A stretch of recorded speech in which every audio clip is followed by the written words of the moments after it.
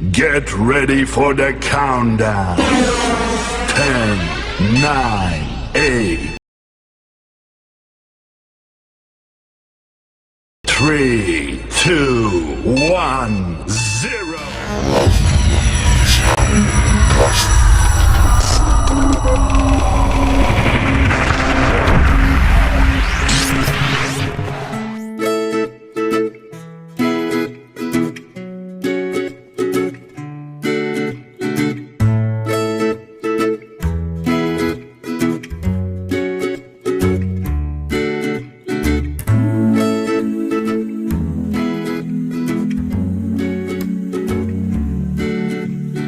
Assalamualaikum warahmatullahi wabarakatuh.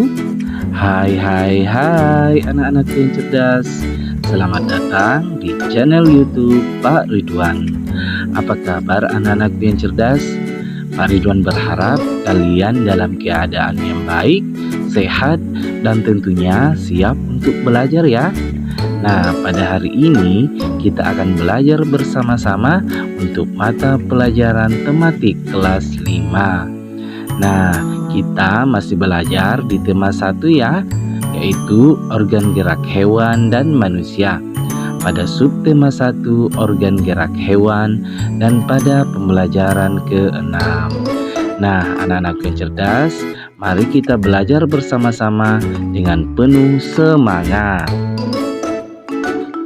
Nah, sebelum kita memulai pembelajaran kita pada hari ini, tentunya harus kita awali dulu dengan berdoa supaya pembelajaran kita nanti dilancarkan oleh Allah Subhanahu wa taala dan kalian semua diberikan kemudahan dalam memahami pelajaran pada hari ini. Baik anak-anak yang cerdas, berdoa dimulai.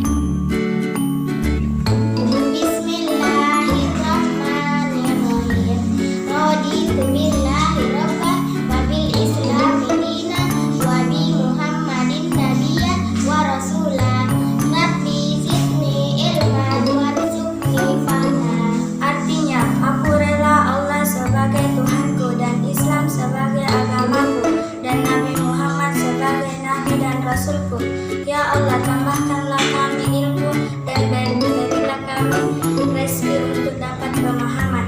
Amin. Adapun tujuan pembelajaran yang ingin kita capai pada pembelajaran kali ini, yang pertama, dengan mengamati gambar, siswa dapat menyusun cerita secara benar. Yang kedua, dengan membaca, siswa dapat menemukan ide pokok masing-masing paragraf secara percaya diri. Dan yang ketiga, dengan membandingkan, siswa dapat menyebutkan organ gerak hewan vertebrata dan hewan avertebrata secara tepat.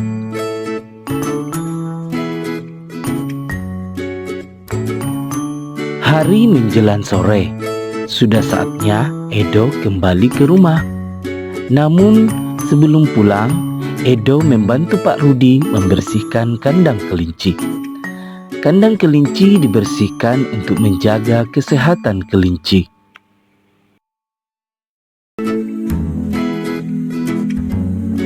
Amatilah dengan cermat gambar di atas.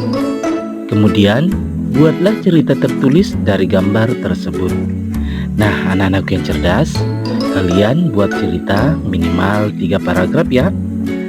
Nah, sebelum menulis cerita, tentukan terlebih dahulu ide pokok yang akan kalian kembangkan dalam cerita. Nah, misalnya nih, Pak Ridwan akan membuat ceritanya dalam 5 paragraf. Di sini Pak Ridwan telah menentukan 5 ide pokok. Jadi paragraf pertama itu ide pokoknya Edo berkunjung ke rumah Pak Rudi. Kemudian paragraf kedua, kandang kelinci Pak Rudi terletak di belakang rumah. Kemudian paragraf ketiga, Edo membantu membersihkan kandang kelinci. Yang keempat, Edo membersihkan sisa makanan kelinci. Dan paragraf kelima, kandang kelinci yang bersih menjadikan kelinci sehat. Jadi 5 ide pokok ini Pak Ridwan akan kembangkan menjadi paragraf utuh ya, tentunya dengan kalimat pengembang.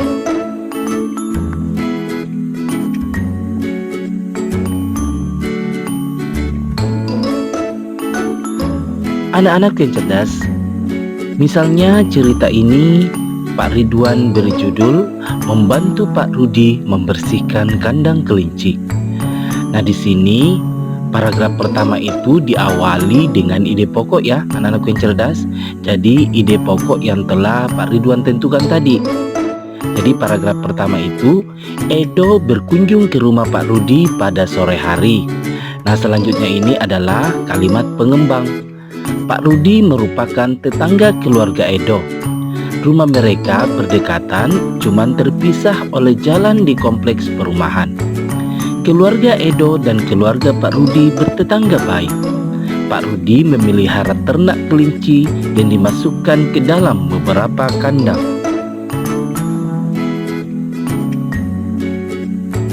Selanjutnya paragraf kedua. Kandang kelinci Pak Rudi terletak di belakang rumah. Kandang tersebut berisi beberapa ekor bibit kelinci dan beberapa anaknya. Kandang tersebut memiliki ukuran yang tidak terlalu besar. Kandang kelinci Pak Rudi bersih dan terawat dengan baik. Pak Rudi mengajak Edo melihat kandang kelinci. Selanjutnya paragraf ketiga. Edo membantu membersihkan kandang kelinci. Sebelum membersihkan kandang kelinci, Edo mengambil keranjang yang ada di dekat kandang kelinci. Pak Rudi mengambil sapu lidi untuk menyapu bagian bawah kandang kelinci. Mereka berdua bersama-sama membersihkan kandang kelinci. Selanjutnya paragraf keempat. Edo membersihkan sisa makanan kelinci. Sisa makanan kelinci berserakan di sekitar kandang kelinci. Edo memunguti sisa makanan tersebut dan memasukkannya ke dalam keranjang. Banyak sisa makanan kelinci yang dibersihkan oleh Edo. Setelah beberapa menit, akhirnya kegiatan membersihkan kandang kelinci pun selesai. Selanjutnya paragraf yang kelima. Jadi ide pokoknya yaitu kandang kelinci yang bersih menjadikan kelinci sehat. Nah, selanjutnya kalimat pengembangnya ya, anak-anak yang cerdas. Setelah dibersihkan, kandang kelinci tampak bersih. Tidak ada lagi sisa makanan yang berserakan. Kelinci-kelinci dalam kandang pun tampak senang. Ada kelinci yang berlari ke sana kemari, ada pula yang asik memakan sayuran yang ada dalam kandang. Nah, anak-anak yang cerdas, itulah tadi 5 paragraf ya. Jadi sebelum membuat paragraf yang utuh, terlebih dahulu kalian menentukan ide pokok ya berdasarkan gambar tadi. Nah, setelah itu ide pokok yang telah kalian temukan, kalian kembangkan menjadi paragraf yang utuh dengan kalimat pengembang.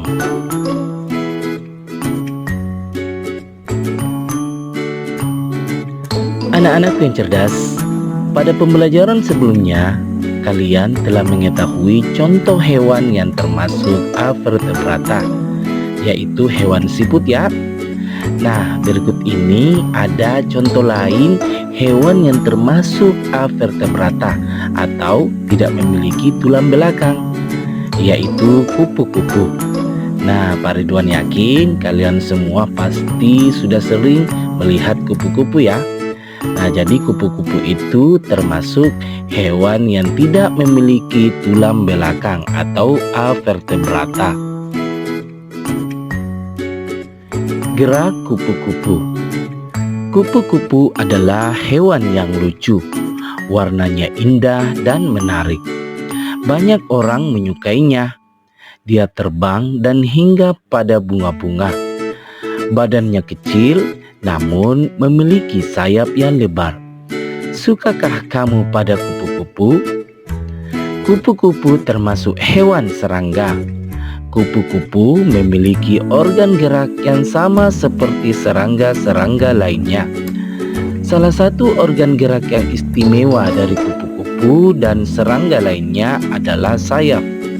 Dengan sayap ini, maka menjadikan serangga sebagai satu-satunya hewan avertebrata yang bisa terbang. Tahukah kamu, sayap kupu-kupu yang indah sebenarnya transparan? Lalu kenapa terlihat berwarna-warni? Sayap kupu-kupu terlihat warna-warni karena perbedaan kecerahan pada setiap lapisan tipisnya. Kupu-kupu memiliki kemampuan terbang yang luar biasa. Kupu-kupu bisa terbang sejauh ribuan kilometer untuk mencari daerah yang hangat ketika musim dingin tiba. Kupu-kupu akan kembali lagi menempuh jarak ribuan kilometer ketika musim semi tiba. Meskipun demikian, kupu-kupu tidak bisa terbang apabila suhu tubuhnya di bawah 30 derajat Celcius. Nah, anak-anakku yang cerdas, dari bacaan tadi yang berjudul Gerak Kupu-Kupu, tentukanlah ide pokok dari masing-masing paragraf. Nah, di sini paragraf pertama, ide pokoknya yaitu kupu-kupu adalah hewan yang lucu. Kemudian paragraf kedua, ide pokoknya kupu-kupu termasuk hewan serangga. Kemudian paragraf ketiga, ide pokoknya yaitu tahukah kamu sayap kupu-kupu yang indah sebenarnya transparan? Nah, kemudian paragraf yang keempat, ide pokoknya yaitu kupu-kupu memiliki kemampuan terbang yang luar biasa. Kamu telah mengetahui organ gerak hewan vertebrata dan avertebrata. Pada pembelajaran sebelumnya, kamu telah mengetahui gerak kelinci, siput, dan kupu-kupu. Anak-anak yang cerdas, bersama kelompokmu, melalui contoh gerak hewan-hewan tersebut, identifikasikan ke dalam kelompok hewan vertebrata atau avertebrata. Kemudian, buatlah perbandingan antara keduanya. Lakukan dengan diskusi secara berkelompok. Nah, anak-anakku yang cerdas, jadi selanjutnya kita akan membandingkan antara hewan vertebrata dan hewan avertebrata seperti berikut ini. Nah, anak-anakku yang cerdas, jadi di sini Pak Ridwan akan membantu kalian membedakan antara hewan vertebrata dan hewan avertebrata. Jadi, yang akan kita bandingkan di sini adalah tulang belakang, gerakannya, dan cara bergerak. Nah, yang pertama yaitu tulang belakang. Jadi di sini jelas ya anak-anak yang cerdas, jika hewan vertebrata itu memiliki tulang belakang, sedangkan hewan avertebrata tidak memiliki tulang belakang. Kemudian yang kedua yaitu gerakannya ya. Jadi hewan vertebrata itu memiliki gerakan yang lincah dan cepat, sedangkan hewan avertebrata gerakannya lambat. Nah, yang terakhir cara bergeraknya. Jadi hewan vertebrata itu berpindah tempat dengan berlari, berjalan, dan meloncat. Sedangkan hewan avertebrata cara geraknya itu berpindah tempat seolah-olah merayap.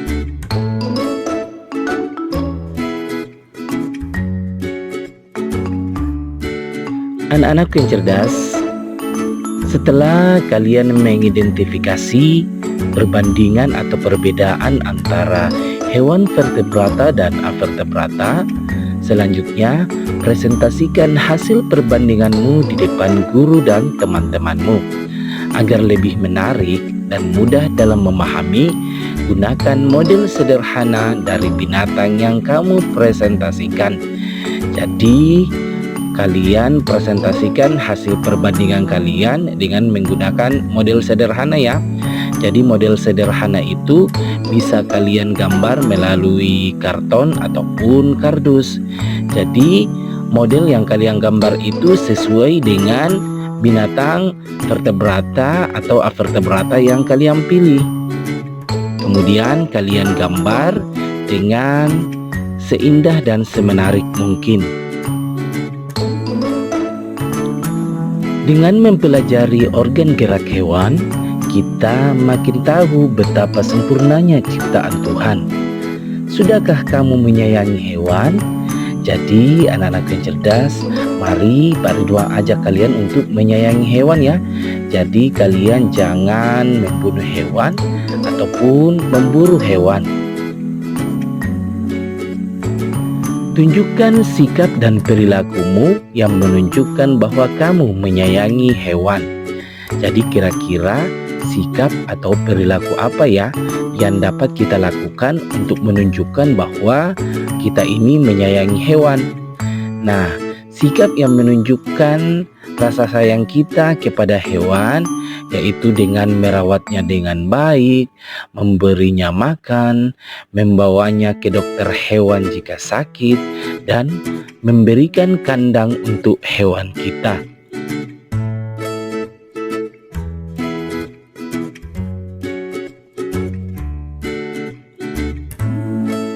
Anak-anak yang cerdas, demikianlah pembelajaran kita pada hari ini, yaitu pada pembelajaran ke-6. Mudah-mudahan apa yang telah Pak Ridwan jelaskan tadi bisa kalian pahami, dan mudah-mudahan video pembelajaran ini bisa memberikan tambahan ilmu untuk kalian semua. Tetap semangat belajar ya. Pak Ridwan tutup. Wassalamualaikum warahmatullahi wabarakatuh.